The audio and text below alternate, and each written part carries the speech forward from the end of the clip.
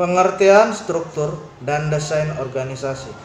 Struktur organisasi adalah suatu susunan dan hubungan antara tiap bagian baik secara posisi maupun tugas yang ada pada perusahaan dalam menjalin kegiatan operasional untuk mencapai tujuan.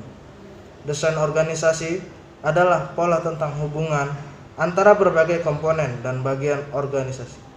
Struktur merupakan hasil dari proses sebuah desain. Secara garis besar, desain organisasi terbagi dua, antara lain yang pertama, desain organisasi umum. Desain organisasi ini terbagi lagi atas 3 bagian. A. Struktur organisasi sederhana. Struktur sederhana adalah sebuah struktur yang dicirikan dengan kadar departementalisasi yang rendah, rentang kendali yang luas, wewenang yang terpusat pada seseorang saja, dan sedikit formalisasi. Struktur sederhana paling banyak dipraktikkan dalam usaha-usaha kecil di mana manajer dan pemilik adalah orang yang satu dan sama. B. Birokrasi. Birokrasi adalah sebuah struktur di mana dengan tugas-tugas operasi yang sangat rutin yang dicapai melalui spesialisasi, aturan dan ketentuan yang sangat formal, tugas-tugas yang dikelompokkan ke dalam berbagai departemen fungsional, wewenang terpusat, rentang kendali yang sempit, dan pengambilan keputusan yang mengikuti rantai komando. C. Struktur matriks. Struktur matriks adalah sebuah struktur yang menciptakan garis wewenang ganda yang menggabungkan departementalisasi fungsional dan produk. Struktur matriks dapat ditemukan di agen-agen periklanan, perusahaan pesawat terbang, laboratorium penelitian dan pengembangan, perusahaan konstruksi, rumah sakit, lembaga-lembaga pemerintah, universitas, perusahaan konsultan manajemen, dan perusahaan hiburan. Yang kedua yaitu desain organisasi modern. Desain organisasi modern ini terbagi atas 3 bagian, yaitu A. Struktur tim. Struktur tim adalah pemanfaatan tim sebagai perangkat sentral untuk mengkoordinasikan kegiatan-kegiatan kerja. Yang B yaitu organisasi virtual. Organisasi virtual adalah organisasi inti kecil yang menyubkontrakkan fungsi-fungsi utama bisnis secara detail. C. Organisasi nirbatas. Organisasi ini adalah sebuah organisasi yang berusaha menghapus rantai komando, memiliki rentang kendali yang tak terbatas, dan mengganti departemen dengan tim yang diberdayakan. Hal-hal yang berhubungan dengan pengorganisasian. Spesialisasi kerja ialah pembagian kegiatan pekerjaan ke dalam berbagai tugas-tugas yang terpisah.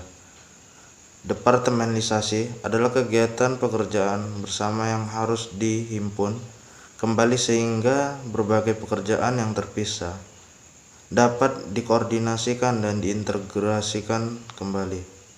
Rantai komando merupakan garis wewenang yang tidak terputus yang membentang dari tingkatan atas organisasi hingga tingkatan paling bawah dan menjelaskan siapa melapor kepada siapa. Rentang kendali merupakan jumlah karyawan yang dapat dikelola oleh seorang manajer secara efisien dan efektif. Sentralisasi adalah memusatkan seluruh wewenang kepada sejumlah kecil manajer atau yang berada di posisi puncak pada suatu struktur organisasi.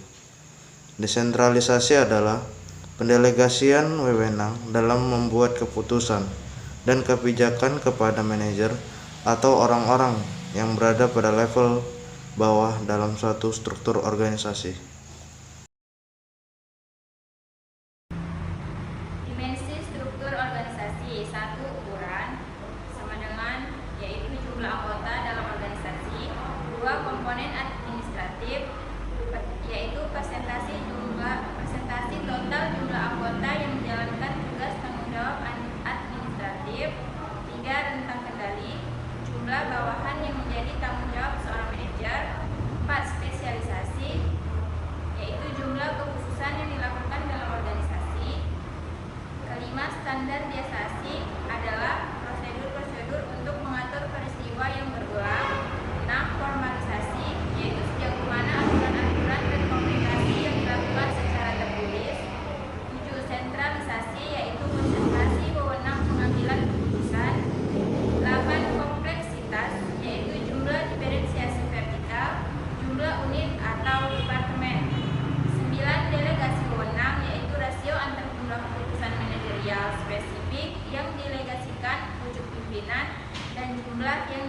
rujukan sendiri.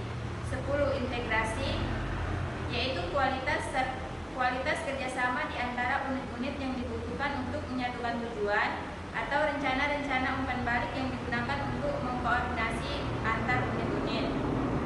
11. Diferensiasi, yaitu jumlah fungsi-fungsi khusus yang dijalankan dalam organisasi atau perbedaan dalam orientasi kognitif dan emosional di antara para manajer.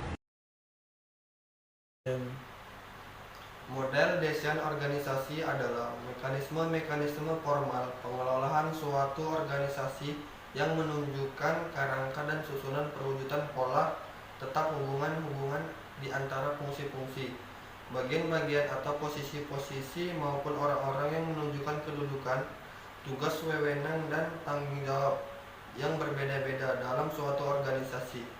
Desain mengandung unsur-unsur spesialisasi kerja, standarisasi, koordinasi, sentralisasi, desentralisasi dalam pembuatan keputusan dan besaran suatu kerja.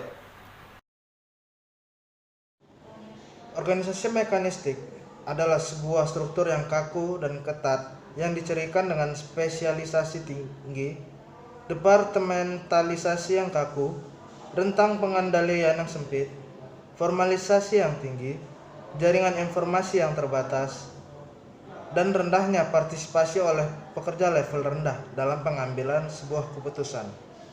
Tipe mekanistik dari struktur organisasi cenderung menjadi mesin efisiensi, di mana sangat bertumpu pada regulasi, aturan, tugas-tugas berstandarisasi, dan pengendalian yang seragam.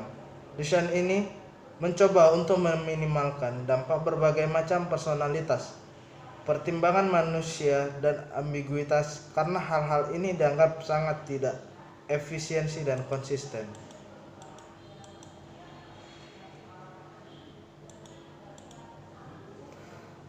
Model organisasi mekanistik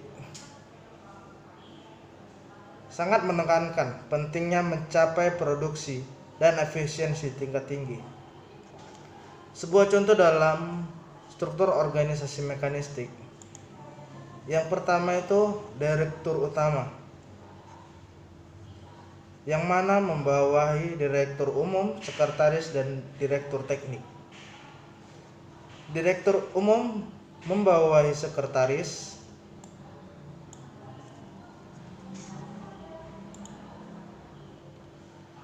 dan direktur umum juga membawahi divisi-divisi seperti divisi general affair, divisi keuangan, dan divisi pengembangan.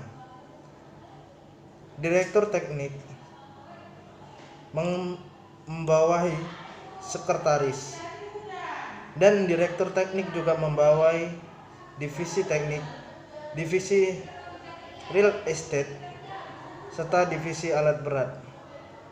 Nah, di divisi teknik yaitu membawahi bagian logistik, monitoring, serta estimator atau estimasi.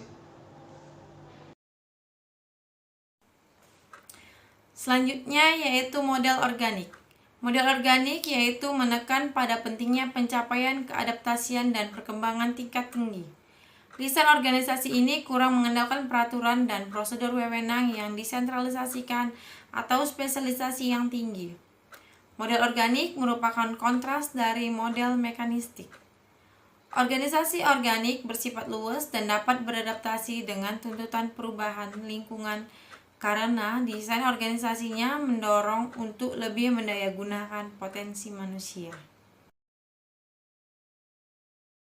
Desain organisasi matriks. Struktur organisasi ini merupakan kombinasi dari dua atau lebih struktur organisasi, seperti struktur organisasi fungsional dan struktur organisasi proyek. Kelebihan struktur organisasi ini adalah pembagian dan pengerjaan proyek secara spesifik dan detail dalam masalah teknis, sehingga tidak akan mengganggu struktur organisasi secara keseluruhan.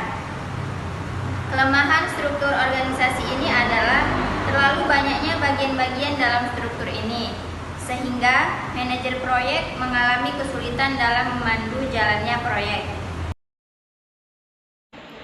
Faktor penting dalam mendesain organisasi.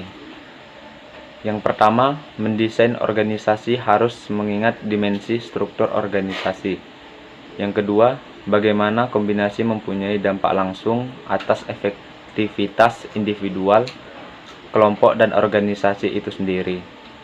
Yang ketiga, manajer harus mempertimbangkan sejumlah faktor ketika mendesain organisasi.